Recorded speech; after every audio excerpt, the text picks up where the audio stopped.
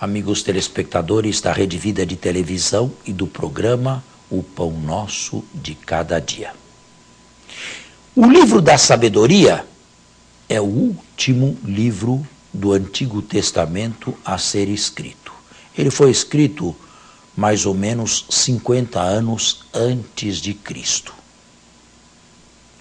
Afirma-nos no capítulo 2 que Deus não criou o homem para a morte e sim para a imortalidade. Mas a morte entrou neste mundo por inveja do diabo e a experimentam aqueles que são do seu partido. Seria este livro um livro esotérico? Seria este livro um livro contrário à experiência óbvia que fazemos todos os dias? Pois todos os dias sabemos de alguém que deixou de existir, todos os dias recebemos notas de falecimento de alguma pessoa e pessoas de bem. Como pode um livro sagrado, inspirado por Deus, falar que o homem não foi criado para a morte, e sim para a imortalidade? É preciso entender o texto. A morte natural, a morte biológica, de certa maneira é connatural à nossa existência. Nós fomos retirados do pó da terra e, portanto, é de certa maneira natural que voltemos ao pó da terra. Deus não criou o homem para a imortalidade biológica, para viver eternamente neste mundo aqui. E de resto, a vida neste mundo aqui, por todos os séculos dos séculos, seria uma vida muito tediosa. Quem aguentaria uma vida aqui neste planeta sem fim? Se a morte não existisse, refiro-me à morte biológica, seria necessário inventá-la.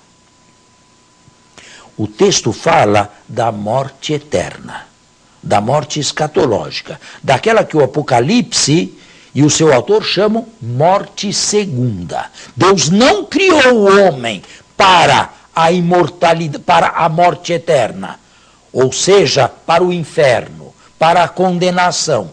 Criou-o para a vida. E o texto continua: por ter Deus criado os homens para a vida, as almas dos justos estão nas mãos de Deus e estão na paz, ainda que aos olhos dos insensatos tenham parecido morrer.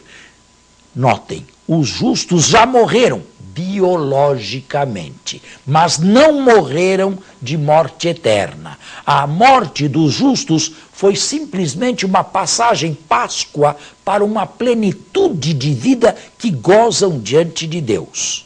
É preciso distinguir, quando se fala de morte, exatamente a que morte se refere o texto. A morte biológica ou a morte eterna? A morte biológica ou o inferno, que recebe também o nome de morte segunda?